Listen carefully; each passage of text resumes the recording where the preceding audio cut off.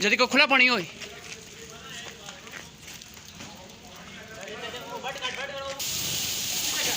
जल्दी जल्दी जल्दी जल्दी कर पैप छिको 10 पैप लम्बा कर क्या कह रहा हूँ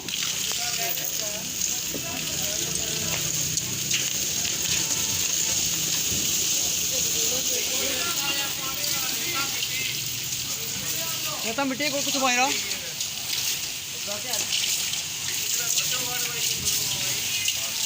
जल्दी जल्दी थले बात नहीं दे मिट्टी आई नहीं मिट्टी कितने से डाले हायर साहब थले पानी मार इधर मारो जनाब इधर पैप भी आई इतना सारा पैप इतना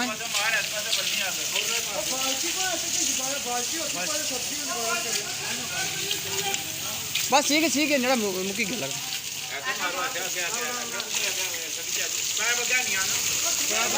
पैप आई इतना जी पैप